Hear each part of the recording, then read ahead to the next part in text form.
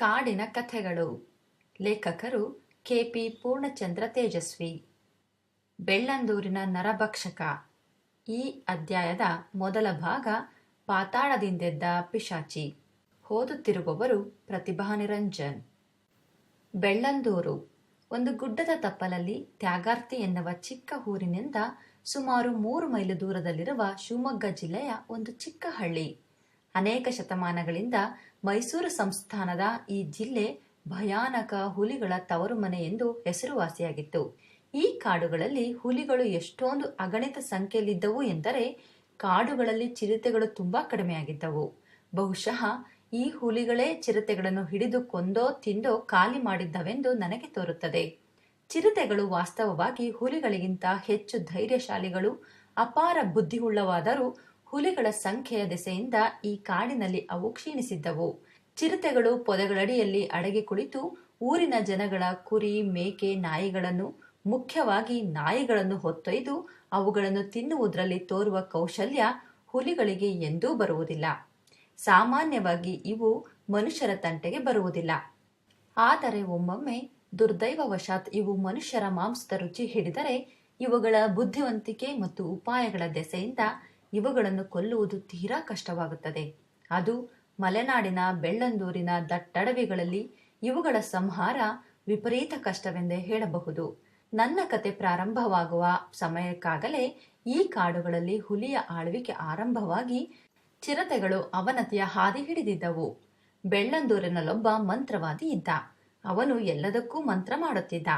ಕಾಯಿಲೆ ಕಸಾಲೆಗಳನ್ನು ಗುಣ ಮಾಡುವುದು, ಒಲ್ಲದ ಗಂಡರಿಗೆ ಮಂತ್ರ ಹಾಕಿ ಅವರನ್ನು ಹೆಂಡರಿಗಳಿಗೆ ಪುನಃ ವಶವಾಗುವಂತೆ ಮಾಡುವುದು, ಬೆಳೆಗಳಿಗೆ ಬರುವ ಕ್ರಿಮಿಕೀಟಗಳಿಗೆ ಮಂತ್ರ ಮಾಡಿ ನಿವಾರಿಸುವುದು, ಮಂತ್ರ ಮಾಡಿ ಕೋರ್ಟಿನಲ್ಲಿರುವ ಕೇಸುಗಳನ್ನು ಗೆಲ್ಲುವಂತೆ ಮಾಡುವುದು, ಹೀಗೆ ಪ್ರತಿಯೊಂದಕ್ಕೂ ಅವನ ಬಳಿ ಏನಾದರೊಂದು ಮಂತ್ರವೋ ತಿರುಮಂತ್ರವೋ ಇರುತ್ತಿತ್ತು.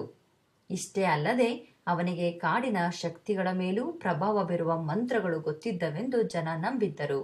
ಅವನು ಮಂತ್ರ ಹಾಕಿ ಕಟ್ಟು ಮಾಡಿದರೆ ಸಾಕು, ಯಾವ ಶಿಕಾರಿದಾರರೂ ಆ ಕಾಡಿನಲ್ಲಿ ಎಷ್ಟು ತಿರುಗಿದರೂ ಒಂದೇ ಒಂದು ಶಿಕಾರಿಯನ್ನು ಮಾಡಲಾಗುತ್ತಿರಲಿಲ್ಲ. ಅವರ ಬಂದೂಕಿನ ನೇರಕ್ಕೆ ಒಂದೇ ಒಂದು ಪ್ರಾಣಿಯೂ ಪ್ರತ್ಯಕ್ಷವಾಗುತ್ತಿರಲಿಲ್ಲ. ಅಥವಾ ಅಕಸ್ಮಾತ್ ಬಂದರೂ ಅವರ ಕೋವಿ ಸಿಡಿಯುತ್ತಲೇ ಇರಲಿಲ್ಲ. ಅಥವಾ ಅಕಸ್ಮಾತ್ ಕೋವಿಯ ಗುಂಡು ಸಿಡಿದರೂ ಹಾರಿದ ಗುಂಡು ಗುರಿ ಮುಟ್ಟುತ್ತಲೇ ಇರಲಿಲ್ಲ.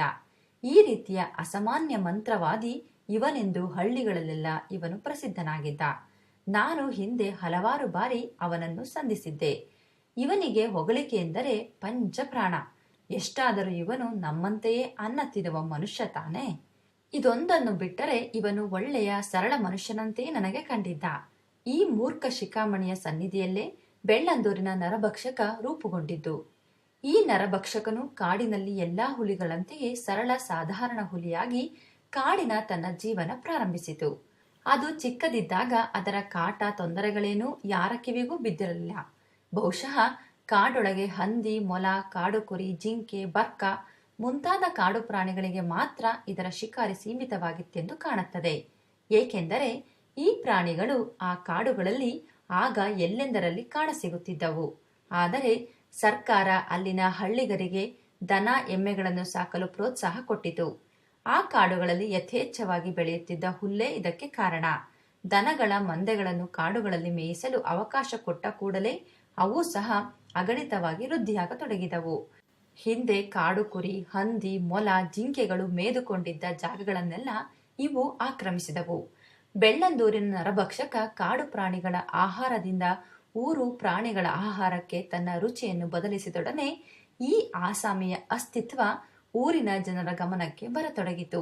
ಅದರ ಅಭಿರುಚಿ ಎಷ್ಟೊಂದು ವೇಗವಾಗಿ ಅಭಿವೃದ್ಧಿಯಾಯಿತೆಂದರೆ ಅದು ಕೆಲವೇ ಕಾಲದಲ್ಲಿ ಕಾಡಿನ ಆಹಾರದ ಬಗ್ಗೆ ಆಸಕ್ತಿಯನ್ನೇ ಕಳೆದುಕೊಂಡಿತು. ಅದು ದನಗಳನ್ನು ಒಂದೇ ಸಮ ಕೊಂದು ತಿಂದು ಕೊನೆಗೂ ಹಳ್ಳಿಗರು ಈ ಮಾರಿಗೆ ಏನಾದರೂ ಮಾಡಲೇಬೇಕೆಂದು ತೀರ್ಮಾನಕ್ಕೆ ಬರುವಂತಾಯಿತು. ಭಾರತದ ಹಳ್ಳಿಗರಿದ್ದಾರಲ್ಲ, ಅವರ ತಾಳ್ಮೆಗೆ ಕೊನೆ ಮೊದಲೆಂಬುದೇ ಇಲ್ಲ.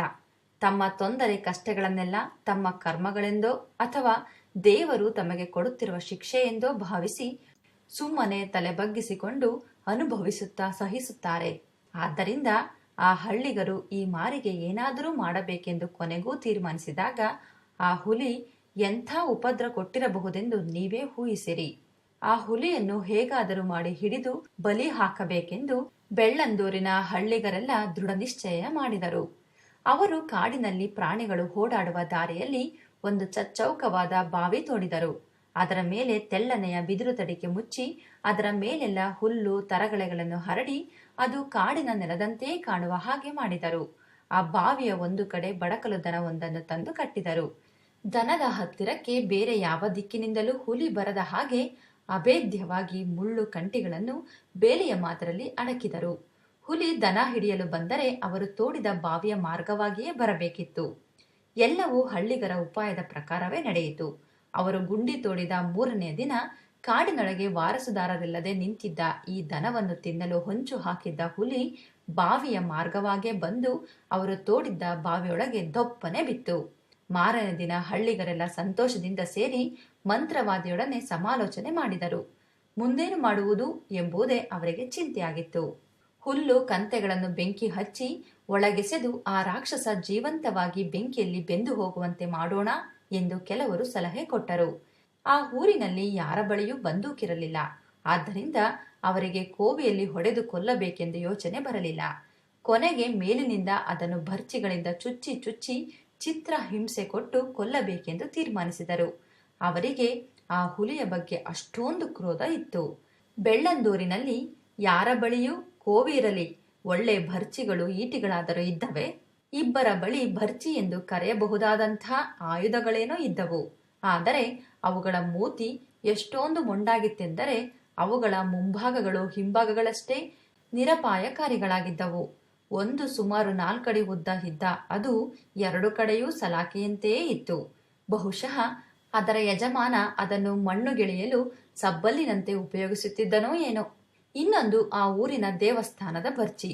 ಸುಮಾರು 250 ವರ್ಷಗಳ ಹಿಂದೆ ಹಲವು ಯುದ್ಧಗಳಲ್ಲಿ ಭಾಗವಹಿಸಿದ್ದ ಅದು ಅನೇಕ ಶತ್ರು ರಾಜರ ಶಿರವನ್ನು ಚೆಂಡಾಡಿದ್ದೆಂದು ಮಂತ್ರವಾದಿ ಅದನ್ನು ಹೊಗಳುತ್ತಿದ್ದ. ಅದನ್ನು ಸಹ ಕಾಡಿನ ಗೆಡ್ಡೆ ಗೆಣಸುಗಳನ್ನ ಗೆಲು ಉಪಯೋಗಿಸುತ್ತಿದ್ದರಿಂದ ಅದರ ಸ್ಥಿತಿ ಮೊದಲಿನದಕ್ಕಿಂತ ಯಾವ ರೀತಿಯಲ್ಲೂ ಉತ್ತಮವಿರಲಿಲ್ಲ. ಅವೆರಡೂ ಉದ್ದವಾಗಿರಲಿಲ್ಲ. ಆದ್ದರಿಂದ ಅವುಗಳನ್ನು ಕೈಯಲ್ಲೇ ಹಿಡಿದುಕೊಂಡೇ ಬಾವಿಯ ಆಳದಲ್ಲಿದ್ದ ಹುಲಿಗೆ ಚುಚ್ಚಿ ಚಿತ್ರಹಿಂಸೆ ಕೊಡಲು ಸಾಧ್ಯವಿರಲಿಲ್ಲ. ಆದರೂ ಅವುಗಳ ಯಜಮಾನರು ಮೇಲಿನಿಂದಲೇ ಅವುಗಳನ್ನು ಹುಲಿಯ ಕಡೆಗೆ ಎಸೆದರೆ ಸಾಕು, ಹುಲಿ ಒಂದೇ ಹೊಡೆತಕ್ಕೆ ವಿಲಿ ಒದ್ದಾಡಿ ಹಸಿನುಗುತ್ತದೆ ಎಂದು ಕೊಚ್ಚಿಕೊಂಡರು. ಆಮೇಲೆ ಯಾರು ಮೊದಲು ಆ ಮೊಂಡು ಭರ್ಚಿ ಬ್ರಹ್ಮಾಸ್ತ್ರಗಳನ್ನು ಹುಲಿಯ ಮೇಲೆ ಪ್ರಯೋಗಿಸಬೇಕೆಂದು ವಾದ ವಿವಾದಗಳಾಗಿ ದೇವಸ್ಥಾನದ ಭರ್ಚಿಯವನಿಗೆ 2ನೇ ಸ್ಥಾನ ಸಿಕ್ಕಿತು. ಎಲ್ಲರೂ ಗುಂಪು ಮಾಡಿಕೊಂಡು ಗುಂಡಿಯ ಬಳಿಗೆ ಹೋದರು. ಮೊದಲನೆಯವನು ಬಾವಿಯ ಮೇಲೆ ನಿಂತು ತಡದಲ್ಲಿದ್ದ ಹುಲಿಗೆ ಗುರಿ ನೋಡಿ ಬಲ ಎಲ್ಲ ಬಿಟ್ಟು ಭರ್ಚಿಯಿಂದ ಎಸೆದ. ಆ ಭರ್ಚಿ ನೇರವಾಗಿ ಬಾವಿಯ ಗೋಡೆಗೆ ಡಿಕ್ಕಿ ಹೊಡೆದು ತಲೆ ಕೆಳಗಾಗಿ ಹುಲಿಯ ಮೇಲೆ ಬಿತ್ತು. ಅದರೊಡನೆ ಬಾವಿಯ ಗೋಡೆಯ ಕಲ್ಲು ಮಣ್ಣು ಕೊಂಚ ಕಳಚಿ ಹುಲಿಯ ಮೇಲೆ ಬಿತ್ತು. ಹುಲಿ ಇವರ ಹುಡುಗಾಟ ಚೇಷ್ಟೆಗಳನ್ನು ಹಗುರವಾಗಿ ಪರಿಗಣಿಸುವ ಸ್ಥಿತಿಯಲ್ಲಿರಲಿಲ್ಲ. ಒಂದು ಸಾರಿ ಘರ್ಜಿಸಿ ಕೆಂಗಣ್ಣು ಬಿಟ್ಟು ಬಾವಿಯ ಮೇಲುಗಡೆ ನಿಂತು ಇಣುಕುತ್ತಾ ಚಿತ್ರಹಿಂಸೆ ಕೊಡಲು ಅವಣಿಸುತ್ತಿದ್ದ ಹಳ್ಳಿಯವರ ಕಡೆಗೆ ನೋಡಿತು. ಇನ್ನೊಬ್ಬ ಭರ್ಚಿಯವನು ತನ್ನ ಆಯುಧ ಸಿದ್ಧ ಮಾಡಿಕೊಂಡು ಸನ್ನದ್ಧನಾಗುತ್ತಿರಬೇಕಾದರೆ ಹಳ್ಳಿಯವರ ಗುಂಪಿನಲ್ಲಿ ಗಾಬರಿ ಗುಜುಗುಜು ಮಾತು ಶುರುವಾಗಿತ್ತು. ದೇವಸ್ಥಾನದ ಭರ್ಚಿಯವ ಮೊದಲಿನವನತ್ತ ತಿರಸ್ಕಾರದ ನೋಟ ಬೀರುತ್ತಾ ತನ್ನ 250 ವರ್ಷ ಹಿಂದಿನ ಪ್ರಚಂಡ ಪರಾಕ್ರಮದ ಭರ್ಚಿಯನ್ನು ಮೇಲೆತ್ತಿ ಬಲವೆಲ್ಲಾ ಬಿಟ್ಟು ಹುಲಿಯ ಕಡೆಗೆ ಪ್ರಯೋಗಿಸಿದ. ಅವನು ಎಸೆದ ಜೋರಿಗೆ ಈಟಿ ನೇರವಾಗಿ ಹೋಗಿ ಹುಲಿಯ ಹಿಂತೊಡೆಗೆ ಚುಚ್ಚಿ ಗಾಯ ಮಾಡಿ ಪಕ್ಕಕ್ಕೆ ಬಿತ್ತು. ಈಗ ಬೆಳ್ಳಂದೂರಿನ ಪರಾಕ್ರಮಿಗಳ ಬಳಿಯಲ್ಲಿ ಒಂದೇ ಒಂದು ಆಯುಧವೂ ಇಲ್ಲ. ಇದ್ದ 2 ಈಟಿಗಳನ್ನು ಬಾವಿಯೊಳಗೆ ಎಸೆದಾಗಿದೆ. ಹುಲಿ ಸಂಪೂರ್ಣ ತಾಳ್ಮೆ ಕಳೆದುಕೊಂಡಿತು. ಕೋಪದ ಭರದಲ್ಲಿ ತನ್ನಲ್ಲಿದ್ದ ಶಕ್ತಿಯನ್ನೆಲ್ಲ ಒಗ್ಗೂಡಿಸಿ ಭಯಂಕರ ಗರ್ಜನೆಯೊಂದಿಗೆ ಬಾವಿಯ ತಳದಿಂದ ಬಾವಿಯ ಕಡೆಗೆ ಚಂಗನೆ ನಿಂತಲ್ಲಿಂದಲೇ ಚಿಮ್ಮಿತು. ಅದರ ಮುಂಗಾಲುಗಳು ಬಾವಿಯ ಮೇಲಿನ ಹುಲ್ಲಿನ ನೆಲವನ್ನು ಹಿಡಿದುಕೊಂಡವು. ಹಿಂದಿನ ಕಾಲುಗಳಿಂದ ಬಾವಿಯ ಗೋಡೆಯನ್ನು ಬಲವಾಗಿ ಕೆರೆದುದರಿಂದ ಅದರ ಹಿಂಗಾಲುಗಳಿಗೆ ಹಿಡಿತ ಸಿಕ್ಕಿತು. ಮರುಕ್ಷಣ ಹುಲಿ ಪಾತಾಳದಿಂದ ಮೇಲೆ ಬಂದು ಪಿಶಾಚಿಯಂತೆ ಬಾವಿಯ ಮೇಲೆ ನಿಂತಿತು. ಹಳ್ಳಿಗರಿಗೆಲ್ಲ ಹುಲಿಗೆ ಕೊಡಬೇಕಿದ್ದ ಚಿತ್ರಹಿಂಸೆ ಮರೆತೇ ಹೋಯಿತು. ದಿಕ್ಕಾಪಾಲಾಗಿ ಓಡತೊಡಗಿದರು. ಹುಲಿ ಕಾಡಿನ ಕಡೆಗೆ ಓಡಬೇಕೆಂದಿದ್ದ ದಾರಿಯಲ್ಲಿ ಒಬ್ಬ ಅಡ್ಡ ಸಿಕ್ಕಿಬಿಟ್ಟ. ಹುಲಿ ಒಮ್ಮೆಲೆ ಅವನ ಮೇಲೆ ಜಿಗಿದು ಅಪ್ಪಳಿಸಿತು. ಅದು ಕಾಲು ಬೀಸಿದ ಹೊಡೆತಕ್ಕೆ ಅವನ ತಲೆಯ ಚರ್ಮ ಪೂರ್ತಿ ಸುಲಿದು ಮುಂದಕ್ಕೆ ಬಂದು ಮುಖವಾಡದಂತೆ ಕವಿದು ಅವನಿಗೆ ದಾರಿಯೇ ತೋರಲಿಲ್ಲ. ಹುಲಿ ಓಡಿ ಹೋಗುವ ಭರದಲ್ಲಿ ಇವನ ಕಡೆ ಕಾಲು ಬೀಸಿತಷ್ಟೇ ಅದು ಸರಿಯಾಗಿ ಮುಂಗಾಲುಗಳಿಂದ ಹೊಡೆದುದರಿಂದ ಅವನ ತಲೆ ಕೋಳಿ ಮೊಟ್ಟೆಯಂತೆ ಅಪ್ಪಚ್ಚಿಯಾಗುತ್ತಿತ್ತು. ಹುಲಿ ಕ್ಷಣ ಮಾತ್ರದಲ್ಲಿ ಕಾಡಿನ ಸ್ವಾತಂತ್ರ್ಯದ ಕಡೆಗೆ ಪಲಾಯನ ಮಾಡಿತು. ತಲೆಬುರುಡೆಯ ಚರ್ಮ ಸುಲಿದುಕೊಂಡಿದ್ದ ಮನುಷ್ಯ ಮಾತ್ರ ಅದೊಂದನ್ನು ಬಿಟ್ಟು ಮತ್ತೇನೂ ಆಗದೆ ಚೆನ್ನಾಗಿಯೇ ಇದ್ದ. ಇಡೀ ಅವನ ತಲೆಯ ಚರ್ಮ ಕಪಾಲದ ಹತ್ತಿರ ಅಂಟಿಕೊಂಡು ನೇತಾಡುತ್ತಿತ್ತು.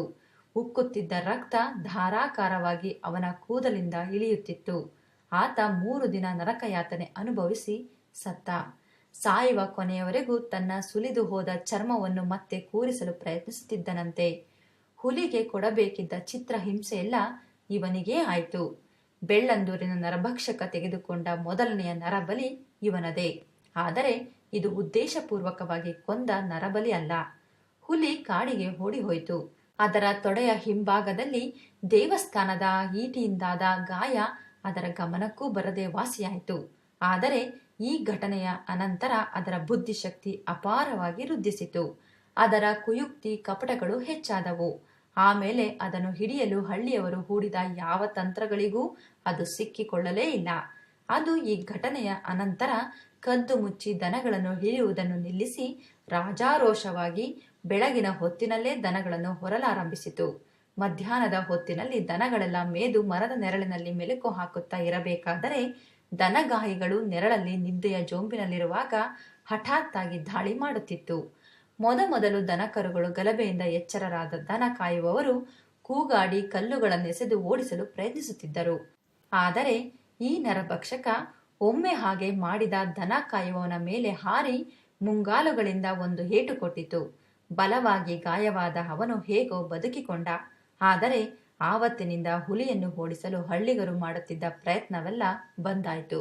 ಬೆಳ್ಳಂದೂರಿನ ಪರಿಸ್ಥಿತಿ ದಿನದಿಂದ ದಿನಕ್ಕೆ ಭಯಾನಕವಾಗುತ್ತಾ ಹೋಯಿತು. ಯಾರಿಗೂ ಮೇಯಲು ಹೋದ ದನಕರುಗಳು ಹಿಂದಿರುಗಿ ಬಂದಾವೆಂದು ನಂಬಿಕೆ ಇರಲಿಲ್ಲ. ಆದರೆ ಕಟ್ಟಿ ಹಾಕಿ ಕೊಟ್ಟಿಗೆಯಲ್ಲೇ ಹುಲ್ಲು ನೀರು ಕೊಟ್ಟುಕೊಂಡು ಅವುಗಳನ್ನು ಸಾಕಲು ಅವರಿಂದ ಎಷ್ಟು ದಿನ ತಾನೇ ಸಾಧ್ಯ? ಇತ್ತ ಬೆಳ್ಳಂದೂರಿನ ದನಗಳು ಸುಲಭವಾಗಿ ಸಿಗದೆ ಆ ನರಭಕ್ಷಕ ತನ್ನ ಕಾರ್ಯವ್ಯಾಪ್ತಿಯನ್ನು ಚೋರ್ಡಿ ತ್ಯಾಗಾರ್ತಿವರೆಗೂ ವಿಸ್ತರಿಸಿತು. ಅವನ ಕೀರ್ತಿ ಎಲ್ಲಾ ಕಡೆಗೂ ಹಬ್ಬಿತು. ಆದರೆ ಆವರೆಗೂ ಅದು ಕೇವಲ ದನಗಳ್ಳ ಎಂದು ಖ್ಯಾತವಾಗಿತ್ತೇ ಹೊರತು ನರಭಕ್ಷಕನೆಂದಲ್ಲ. ಹೀಗಾಗಿ ಈ ಸಮಾಚಾರ ಮಿನಿಸ್ಟರ್ ಜಾನ್ಸನ್ ಎನ್ನುವ ಯುರೋಪಿಯನ್ ಆಫೀಸರನ ಕಿವಿಗೂ ಬಿತ್ತು. ಜಾನ್ಸನ್ ಒಬ್ಬ ಭಾರತದ ರೈಲ್ವೆ ಅಧಿಕಾರಿ. ಭಾರತದ ಬೇರೆಲ್ಲೋ ಕಾಡುಗಳಾಗಲಿ ಹುಲಿಗಳಾಗಲಿ ಇಲ್ಲದ ಸ್ಥಳದಲ್ಲಿ ಕೆಲಸ ಮಾಡಿಕೊಂಡಿದ್ದವನು. ಈತನ ಬಳಿ ಒಂದು ರೈಫಲ್ ಇತ್ತು.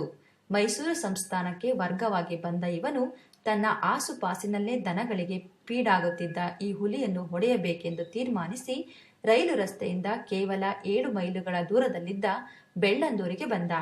ತನ್ನ ರಜಾ ಮುಗಿಯೋದರೊಳಗೆ ಹುಲಿ ಹೊಡೆದು ಅದರ ಚರ್ಮ ಹದ ಹಾಕಿಸಿ ಒಯ್ಯಬೇಕೆಂದು ಉದ್ದೇಶಿಸಿದ್ದ. ಇಲ್ಲಿಗೆ ಕೆ.ಪಿ. ಪೂರ್ಣಚಂದ್ರ ತೇಜಸ್ವಿಯವರು ಬರೆದ ಬೆಳ್ಳಂದೂರಿನ ನರಭಕ್ಷಕ ಎಂಬ ಕಥೆಯ ಮೊದಲ ಭಾಗ ಪಾತಾಳದಿಂದೆದ್ದ ಪಿಶಾಚಿ ಮುಕ್ತಾಯವಾಯಿತು. ಓದಿದವರು ಪ್ರತಿಭಾ ನಿರಂಜನ್. ಇದೇ ರೀತಿಯ ಇನ್ನು ಅನೇಕ ಕಥೆಗಳನ್ನು ಕೇಳುವ ಇಚ್ಛೆ ನಿಮಗಿದ್ದಲ್ಲಿ ಸಂಪರ್ಕಿಸಿ. ಜಾಲತಾಣ ಕಥಾಗುಚ್ಛ.